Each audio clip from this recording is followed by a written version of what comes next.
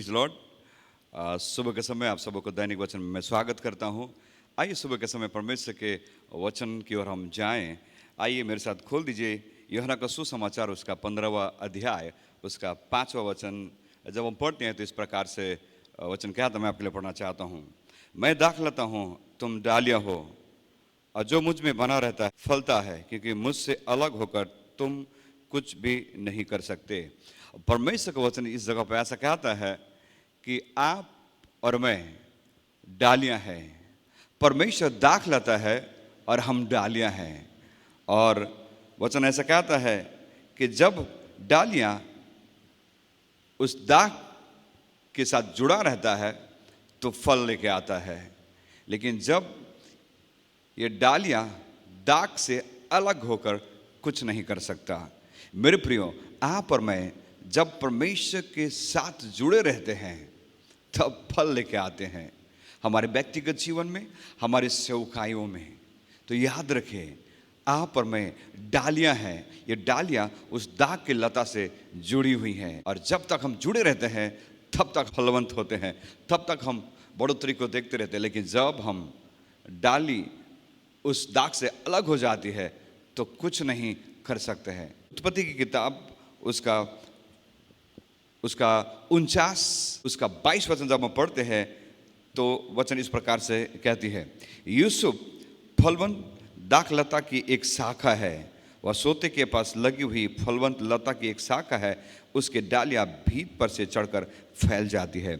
वचन कहता है यूसुफ भी उस फलवंत लता के समान है, और जो बढ़ते रहता है, और वो दाग की लता दाग के साथ जुड़ी रहती है, और वह सोते के पास लगी हुई फलवंत लता है। सोते के पास मतलब परमेश्वर के पास लगी हुई उस लता के समान है। और जब याद रखें, जब आप और मैं, जब हम डाली बनते हैं, जब हम लता बनते हैं, जब हम दाग के साथ जुड़े रहते हैं, तो हमारे जीवन में उन फलवंत बातों को हम देख सकते हैं।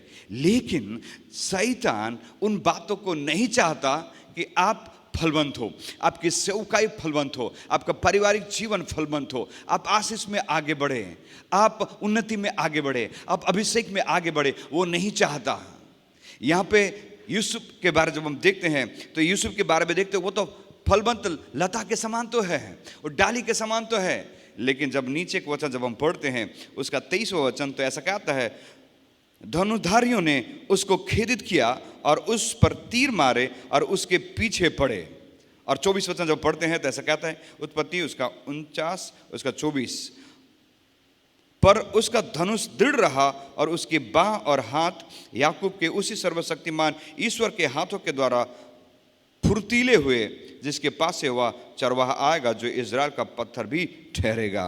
यहाँ पे ऐसा कहता है, जब यूसुफ के जीवन उस फलवंत दाखलता के समान था, उस डाली के समान था, उस शाखा के समान था, जिसमें फल थे, जिसमें फूल थे, जिसमें अंकुर थे, और जिसमें बढ़ोतरी हो रही थी, जिसमें फल लग रहे थे। लेकिन उसके पीछे धनुर्धारियों ने आक्रमण किया, उनको खेदित किया, उनको परेशान किया। याद रखिए, जब परमेश्वर की आशीष आपके जीवन और आपके सेवकाई में रहती है तो आपके पीछे शैतान पड़ा रहेगा, और आपके जीवन के उन फलवंत बातों को नाश करने के लिए, उसको आपके जीवन से तोड़ने के लिए हमेशा वो तैयार रहेगा। और एक वचन जब हम पढ़ते श्रेष्ठ गीत उसका 2 उसका 15 जब हम पढ़ते हैं तो वचन इस प्रकार से कहता है, जो छोटी छोटी लोमड़ियां दाग की बारियों को बिगाड़ती है, उन्हें पकड़ ले, क्योंकि हमारे दाग की बारी में फूल लगे हैं। मेरे प्रियो, यहाँ पे वचन इस प्रकार से कहता है कि हम दाग की बारी हैं, ये दाग में फूल लगे हैं, जिसमें फल लगे हैं, और ये छोटी छोटी लोमड़ियां उस दाग की बारी को नष्ट करने वाली हैं।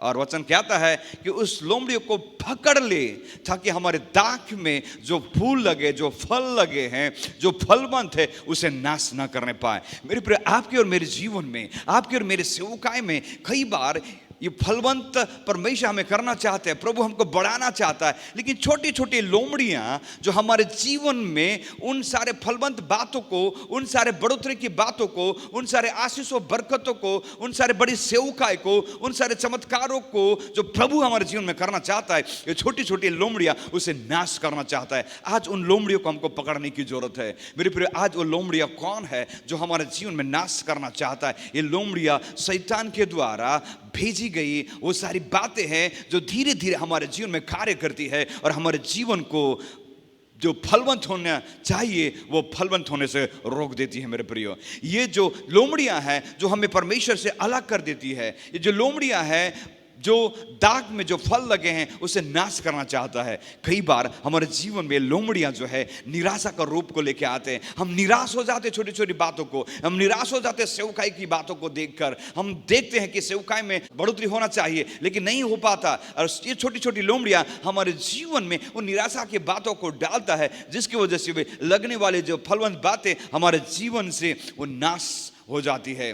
कई बार हमारे जीवन में हम तुलना करने लगते हैं सेवकाई में, इसकी सेवकाई तो बढ़ रही है, मेरी सेवकाई तो बढ़ नहीं है, इसके पास तो ये है, मेरे पास तो नहीं है। और उन बातों को लेकर वो लोमड़ी हमारे जीवन में काम करती है और हम निराश और हताश हो जाते हैं। और परमेश्वर की आशीषें, परमेश्वर की वो फलवंत बातें हमारे जीवन में, हमारे सेवकाई में प्रभु करना चाहते हैं, उससे हम वंचित हो जाते हैं। कई बार हमारे जीवन में अहम जो रहता है, कई बार हमारे जीवन में घमंड रहता है, कई बार हमारे जीवन में नफरत रहता है, कई बार हमारे जीवन में कड़वाहट रहता है, और कई बार हमारे जीवन में नकारात्मक बातें रहती है, नकारात्मक शब्द रहते हैं, जिसकी वजह से लोमड़ियां हमारे जीवन में कार्य करती है और परमेश्वर को दाग की बारी जो शाखा में लगे हुए फूल और फल को नाश कर देते हैं।